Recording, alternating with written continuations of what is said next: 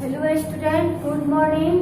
आज का हमारा टॉपिक है बड़ी आंत। क्लास 7 का हम लोग विज्ञान पार्ट 2 जंतुओं में पोषण पढ़ रहे थे, तो जिसमें हम कुछ टॉपिक पढ़ चुके थे। आज का हमारा टॉपिक है बड़ी आंत।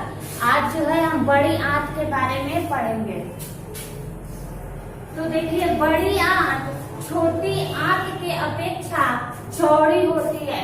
बड़ी आंत छोटी आंत, जैसे अगर छोटी आंत इतना चौड़ा है तो बड़ा आंत क्या होगा, इतना चौड़ा होगा और छोटा होगा। ठीक है, तो बड़ी आंत जो है छोटी आंत के अपेक्षा चौड़ा और छोटा होता है। चौड़ा और छोटा होता है, जिसकी लंबाई 1.5 मीटर होता है। इसकी बड़ी आंत की लंबाई 1.5 मीटर होता है। इसके द्वारा अपचित भोजन से जल और कुछ लवणों का अवशोषण होता है। इसमें क्या होता है, जो भोजन नहीं पचता है उसमें जल और लवण का अवशोषण होता है। मान लीजिए इसमें भोजन अगर नहीं पचा है, भोजन नहीं पचने पर उसमें से जल और पोषण का अवशोषण होता है। क्या होता है, अवशोषण। किसमें, बड़ी आंत में। बड़ी आंत की लंबाई 1.5 मीटर होती है। इसमें नहीं पचे हुए भोजन में जल और पोषण का अवशोषण होता है।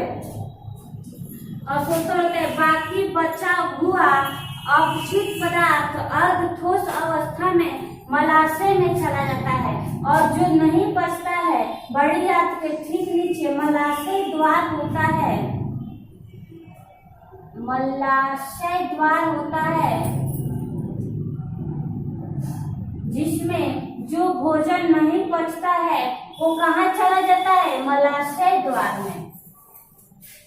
भोजन जो नहीं पचता है वो कहाँ जाता है, मलाशय द्वार में चला जाता है, जहाँ से समय समय पर गुदा द्वारा मल के रूप में बाहर निकाला जाता है। यहाँ से अगर नहीं पचा हुआ भोजन तो ये धीरे धीरे क्या होता है, बाहर निकलता है अपने समय अनुसार। तो देखिए, बड़ी आंत की लंबाई 1.5 मीटर होती है। इसमें जो भोजन नहीं पचता है उसको जल और पोषण के रूप में अवशोषण होता है, और कुछ भोजन जो है नहीं पचता है उसको मलाशय द्वार द्वारा बाहर कर दिया जाता है। तो ये आपका ग्राफ था। अब इसको हम लिख के समझते हैं कि इसमें क्या लिखना है।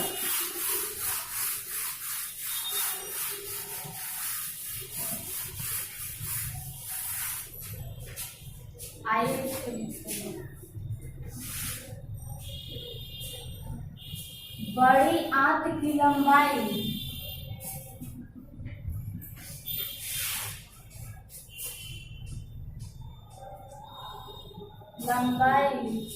छोटी आंत के अपेक्षा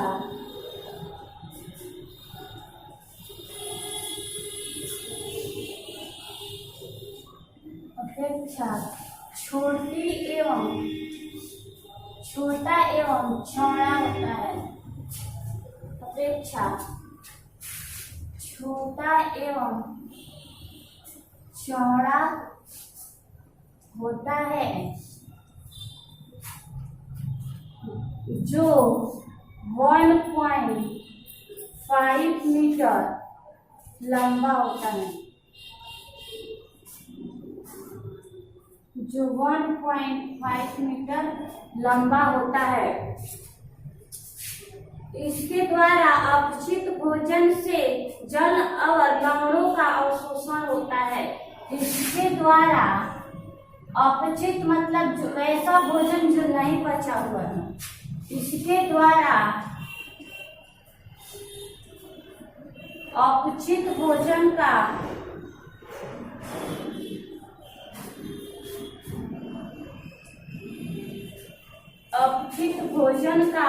जल और अवशोषण होता है। जल और अपचित भोजन का भोजन में जल और लवणों का भोजन से अपचित भोजन से जल एवं लवणों का अवशोषण होता है।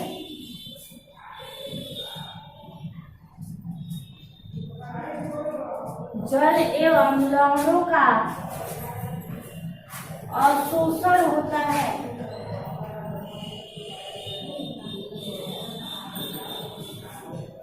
अवशोषण होता है।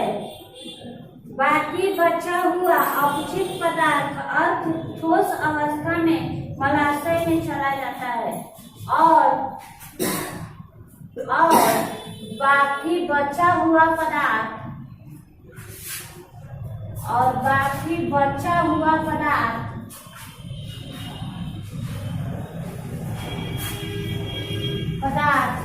ठोस अवस्था में मलाशय से बाहर चला जाता है। बचा हुआ पदार्थ अर्ध ठोस अवस्था में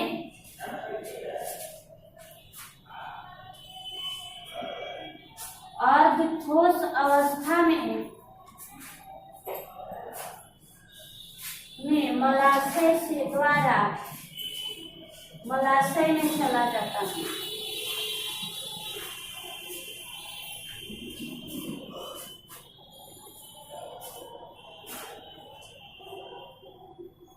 मलाशय में चला जाता है और वहां से मलाशय से धीरे धीरे समय समय पर क्या होता है, गुद्दा के रूप में बाहर निकाला जाता है, चला जाता है, जहाँ से समय समय पर गुद्दा द्वारा मल के रूप में बाहर निकाला जाता है और चला जाता है और वहां से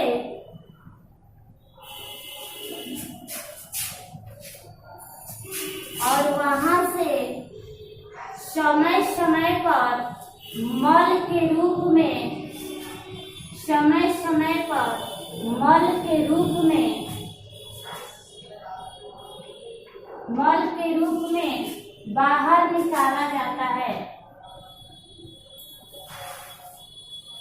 बाहर निकाला जाता है। तो इस प्रक्रिया को निष्कासन कहते हैं।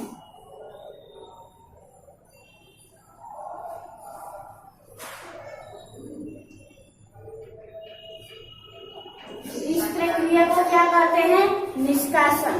तो देखिए, बड़ी आंत की लंबाई छोटी आंत की अपेक्षा छोटा एवं चौड़ा होता है, जो 1.5 मीटर लंबा होता है।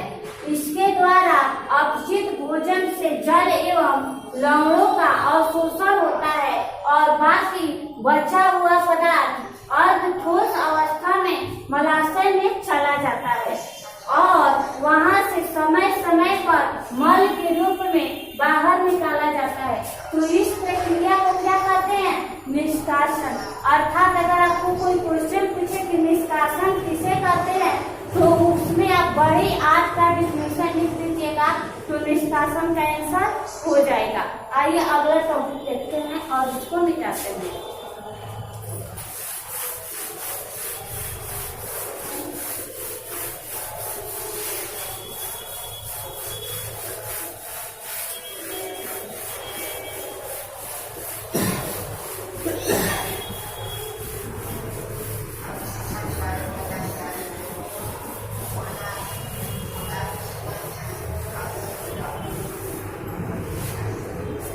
आइए अगला टॉपिक है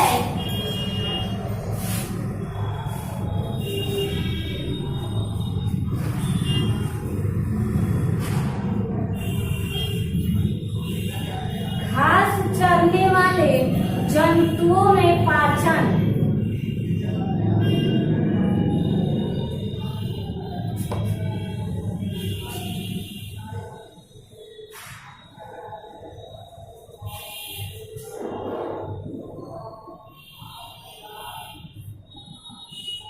तो देखिए, अगला टॉपिक है घास चरने वाले जंतुओं में पाचन।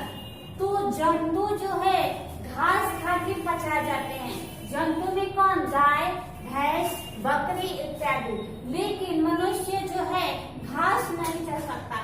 क्योंकि मनुष्य के अंदर सेलुलोज नामक कोई ऐसा नहीं होता है जिससे कि मनुष्य घास खाए, ठीक है। जबकि मनुष्य की अपेक्षा जंतुओं में सेलुलोज जो है बहुत अधिक मात्रा में होता है, जिसके कारण जंतु जो है क्या करते हैं, घास को खा जाते हैं और पचा जाते हैं। जैसे कि मनुष्य में हम लोगों ने देखा था आहार नाल के भाग, तो आहार नाल के भाग में मुख्य क्या था, अमाशय था, क्योंकि सारा भोजन जो है अमाशय में ही जाता था, अमाशय से बाहर निकलता था, अमाशय से भोजन का पाचन होता था और उसी से अमाशय के जो मतलब अपचित भाग है भोजन के वो बाहर निकाल दिए जाते थे। तो वही काम जंतुओं में जो है सेलुलोज करता है। सेलुलोज के कारण ही जंतु क्या करते हैं, घास को पचाते हैं या जल्दी से घास निगल जाते हैं या घास भूसा खा जाते हैं। तो आइए पहले इसको हम लोग भाषा में लिखते हैं कि ये क्या कह रहा है। तो देखिए, पौधों से प्राप्त अधिकांश पोषकों में सेलुलोज की प्रधानता नहीं होती है। घास में सेलुलोज प्रचुर मात्रा में पाया जाता है और बहुत से ऐसे घास है, पेड़ है जिसमें सेलुलोज नहीं होता, बल्कि घास में जो है सेलुलोज अत्यधिक मात्रा में पाया जाता है। तो आइए पहले इसी टॉपिक को लिखते हैं। घास में सेलुलोज प्रचुर मात्रा में पाया जाता है।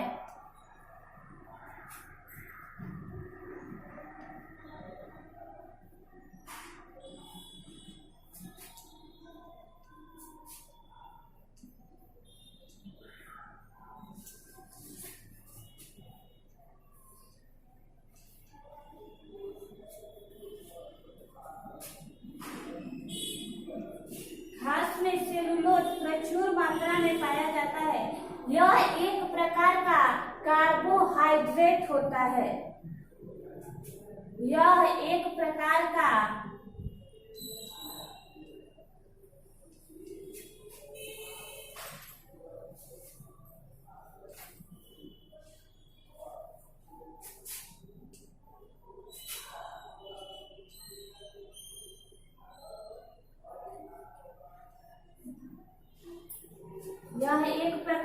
कार्बोहाइड्रेट होता है। मानव सहित बहुत से जंतु सेलुलोज का पाचन नहीं कर पाते हैं।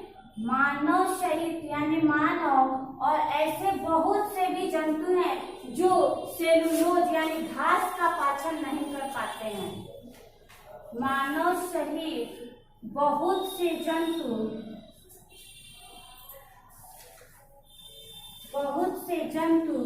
सेलुलोज का पाचन नहीं कर पाते हैं।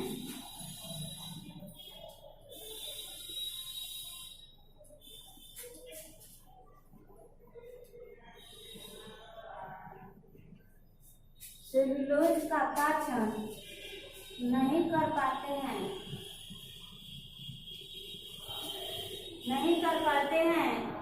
घास खाने वाले जंतुओं की पाचन व्यवस्था थोड़ी अलग होती है। इसको तो आपको पता है, लिखने की कोई जरूरत नहीं है कि मनुष्यों का पाचन अलग होता है और जंतु यानी घास खाने वाले जंतुओं का पाचन अलग होता है। ये तो टॉपिक आप लोग को स्टार्टिंग में ही बताए थे। इनका आमाशय विशेष प्रकार का होता है और इनका आमाशय जो है इनका मतलब किसका, गाय बकरी का, और इनका आमाशय 4 भागों में बटा होता है।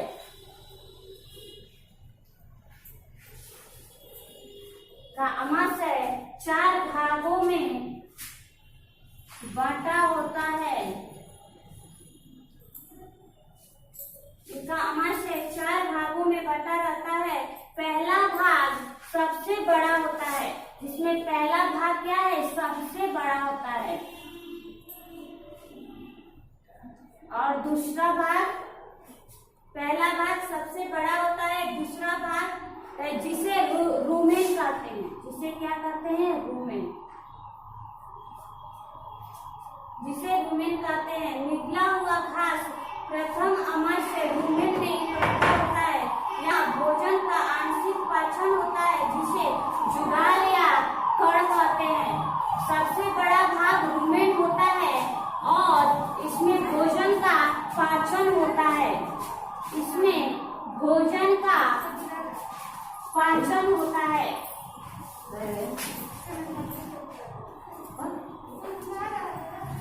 इसमें भोजन का पाचन होता है जिसे जुगाल या कण कहते हैं। जिसे जुगाल या कण कहते हैं। ठीक है, तो देखिए फिर से, घास चरने वाले जंतुओं के पाचन अलग होते हैं और मनुष्यों के पाचन अलग होते हैं। घास में सेलुलोज प्रचुर मात्रा में पाया जाता है। किसकी अपेक्षा? दूसरे पेड़ पौधों की अपेक्षा। यह एक प्रकार का कार्बोहाइड्रेट होता है। मानव सहित बहुत से जंतु सेलुलोज का पाचन नहीं कर पाते। जैसे बहुत से जंतु हैं जो सेलुलोज यानी घास नहीं खा पाते हैं। और इनका आमाशय 4 भागों में बटा होता है, जिसमें पहला भाग सबसे बड़ा होता है जिसे रूमेन कहते हैं। जहाँ इसमें क्या होता है? भोजन का पाचन होता है, उसे जुगाल या कण कहते हैं। तो आज का टॉपिक इतना ही, फिर कल अगला टॉपिक पढ़ेंगे। अगले नए टॉपिक के साथ कल पढ़ाई करेंगे। ठीक है।